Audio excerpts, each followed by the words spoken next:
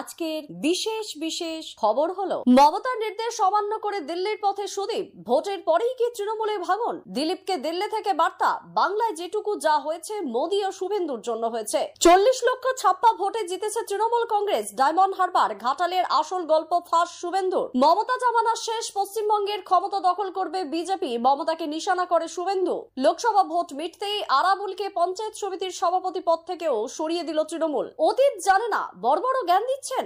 নাম না করে দিলীপকে তোপ শুভেন্দুর। কারচুপি হয়েছে, হার স্বীকার করি না। ভোটের ফল নিয়ে তৃণমূলকে নিশানার রেখা পাচ্ছেন। পশ্চিমবঙ্গের জেলাগুলিতে আগামী বুধবার পর্যন্ত তাপপ্রবাহের সতর্কতা। আগামী দুদিন ঝড় বৃষ্টি চলবে উত্তরবঙ্গের 5 জেলায়। প্রতিদিন সঠিক খবর শুনতে বর্তমান নিউজ টিভি চ্যানেলটিকে সাবস্ক্রাইব করুন। আসছি বিস্তারিত খবরে। আজ তৃতীয়বারের জন্য প্রধানমন্ত্রী হিসেবে শপথ নিতে চলেছেন নরেন্দ্র মোদী। আজ রাষ্ট্রপতি ভবনে একটি বর্ণাঢ্য অনুষ্ঠানের আয়োজন করা হয়েছে। বিশ্বের বিভিন্ন দেশের রাষ্ট্রনেতারা হাজির হবেন সেই অনুষ্ঠানে। তবে পশ্চিমবঙ্গের শাসক দল তৃণমূল কংগ্রেস সেই অনুষ্ঠানে যোগ দেবেন না বলে জানিয়েছেন। কিন্তু তা সত্ত্বেও দলের সাংসদ সুদীপ বন্দ্যোপাধ্যায় এখন দিল্লির উদ্দেশ্যে রওনা দিলেন। শনিবার কালীঘাটে বৈঠকের পর তৃণমূল সুপ্রিমো মমতা বন্দ্যোপাধ্যায় পরিষ্কার জানিয়েছিলেন, প্রধানমন্ত্রীর শপথ গ্রহণ অনুষ্ঠানে তার দলের তরফে থেকে কেউ যাবে না। কিন্তু তা সত্ত্বেও রবিবার সকালে দেখা গেল দিল্লির উদ্দেশ্যে রওনা দিয়েছেন উত্তর কলকাতার নবনির্বাচিত সাংসদ সুদীপ। তাহলে কি দলনেত্রীর নির্দেশ অমান্য করে মোদীর শপথ গ্রহণ অনুষ্ঠানে যাচ্ছেন তিনি? সেই উত্তরও দিয়েছেন জোড়াফুল শিবিরের এই বর্ষিয়ান রাজনীতিবিদ। সুদীপ এদিন স্পষ্ট জানিয়েছেন তিনি প্রধানমন্ত্রীর শপথ গ্রহণ অনুষ্ঠানে যাচ্ছেন না।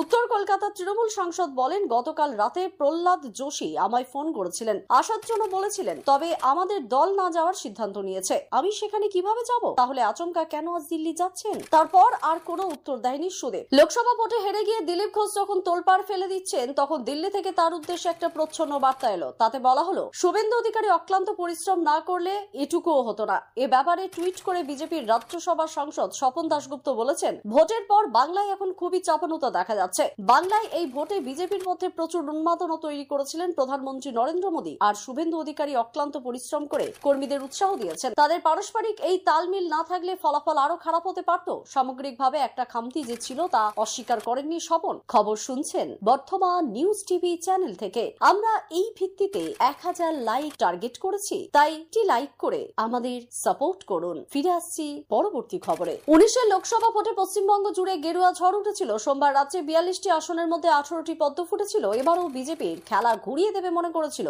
তবে ফল ঘোষণার পর দেখা যায় বাংলায় সবুজ ঝড় উঠেছে। জোড়াফুলের সামনে রীতিমতো বেসামাল হয়ে পড়ে পদ্ম।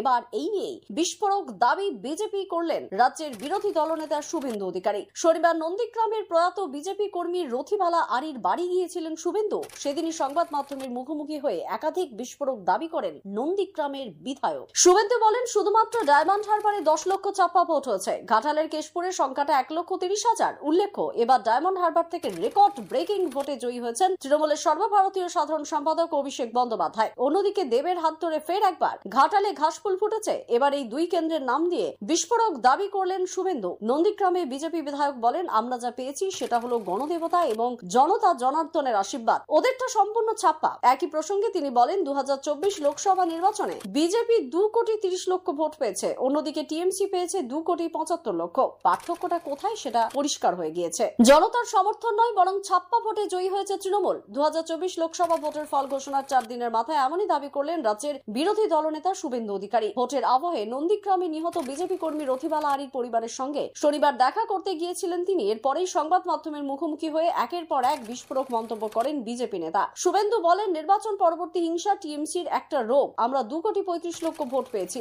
আর ওরা পেয়েছে 2,75,00,000। ভোটের ব্যবধান 40 লক্ষ। এর মধ্যে এই 40 লক্ষই ছাপ্পা ভোট। ডায়মন্ড হারবারেই শুধু 10 লক্ষ ছাপ্পা ভোট পড়েছে। কেশপুরে পড়েছে 1,30,000 ভোট। নন্দীগ্রামের বিজেপি বিধায়ক বলেন, তারা যে ভোট পেয়েছেন সেটা জনতা জনার্দনের গণদেবতার আশীর্বাদ। পাশাপাশি এটাও বলেন, 12টা আসনের পরিবর্তে যদি 21টা আসনে জয়ী হতেন তাহলে সবাই খুশি হতো। গেরুয়া শিবিরে এমনটাই আশা করেছিল বলে জানান শুভেন্দু। তবে তেমনটা হয়নি। আসন কম পেলেও তারা প্রচুর ভোট পেয়েছেন বলে জানান তিনি। লোকসভা নির্বাচনের মিটতেই ভাঙড় 2 পঞ্চায়েত সমিতির সভাপতি পদ থেকে আরাবুল ইসলামকে সরিয়ে দিল তৃণমূল কংগ্রেস। দীর্ঘ 4 মাস ধরে জেলে বন্দী ছিলেন তৃণমূলের এই নেতা। মঙ্গলবার ভোটের ফলাফল প্রকাশের পর বৃহস্পতিবার আচমকা ভাঙড়ের বিজয়গঞ্জ বাজারে জরুরি বৈঠক ডাকেন ক্যানিং পূর্বের তৃণমূল বিধায়ক শওকত মোল্লা। সেই বৈঠকে শওকত মোল্লা দলীয় সিদ্ধান্তের কথা স্থানীয় নেতৃত্বকে জানান। নির্বাচন মিটতেই ভাঙড় 2 পঞ্চায়েত সমিতির সভাপতি পদ থেকে আরাবুল ইসলামকে সরিয়ে দিল তৃণমূল কংগ্রেস। দীর্ঘ 4 মাস ধরে জেলে বন্দী ছিলেন তৃণমূলের এই নেতা। মঙ্গলবার ভোটের ফলাফল প্রকাশের পর বৃহস্পতিবার আচমকা ভাঙড়ের বিজয়গঞ্জ বাজারে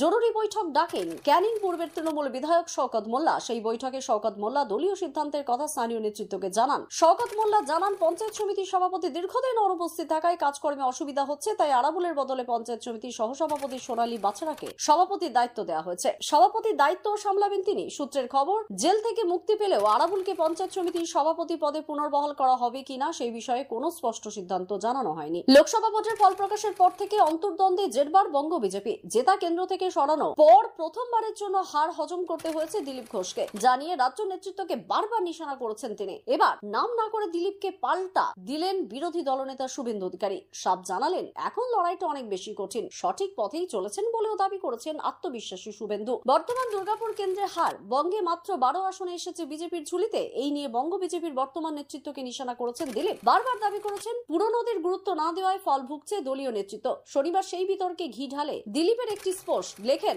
ওল্ড ইজ গোল্ড। শুধু এখানেই থামেননি, বলেন যখন পার্টির বিপর্যয় হয় তখন পিছনের দিকে তাকাতে হয়, পুরনো কর্মীদের চাঙ্গা করতে। যারা বিজেপিকে জিতিয়েছে তাদের সঙ্গে নিতে হয়, সেটা ভুলে গেলে তো দলের বিপর্যয় হবেই। সন্দেশখালীকে ইস্যু করে লোকসভা ভোটে বাংলা নিজেদের দখলে নিতে চেয়েছিল বিজেপি, কিন্তু বাংলা দখল তো দূরস্থ, উল্টে কমেছে আসন। এমনকি বসিরহাট লোকসভা আসনেও জিততে পারেনি বিজেপি। এর নেপথ্যে তৃণমূলের কারচুপিকেই দায়ী করেছে বসিরহাটের বিজেপি প্রার্থী রেখা পাত্র। বসিরহাট লোকসভা কেন্দ্রের অধীন মোট 7টি বিধানসভা, তার মধ্যে একমাত্র সন্দেশখালীতেই জয় পেয়েছে বিজেপি, বাকি সবকটিতেই জিতেছে শাসক দল তৃণমূল। এই ফলাফল নিয়ে উষ্মা প্রকাশ করলেন বসিরহাটের বিজেপি প্রার্থী রেখা পাত্র। তিনি দাবি করলেন, ভোটে কারচুপি করা হয়েছে। রেখা পাত্রের কথায়, সন্দেশখালী নিয়ে এত কাণ্ড, সেই সন্দেশখালীতেই আমরা লিড পেয়েছি। সন্দেশখালীর মানুষ আমাদের পাশে রয়েছে। আমি আপ্লুত, তৃণমূল কি করেছে, কিভাবে কারচুপি করে জিতেছে সেটা আমি জানি না, তাই হার স্বীকার করি না। ভোটের আগে থেকে একাধিক ঘটনায় নাম জড়িয়েছে রেখা পাত্রর, একাধিক মামলায় হয়েছে তার বিরুদ্ধে। পরবর্তীতে আরো আইনি জটিলতার আশঙ্কা রয়েছে। সেই বিষয়ে রেখা পাত্র বলেন, দলের কাজে যখন এসেছি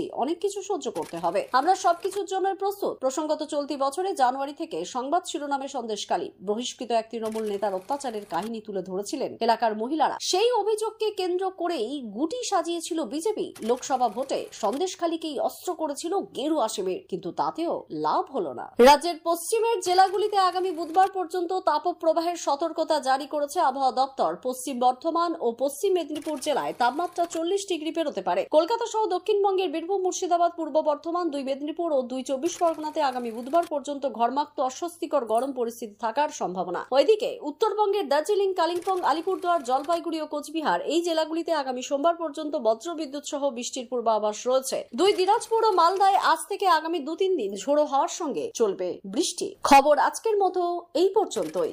ধন্যবাদ।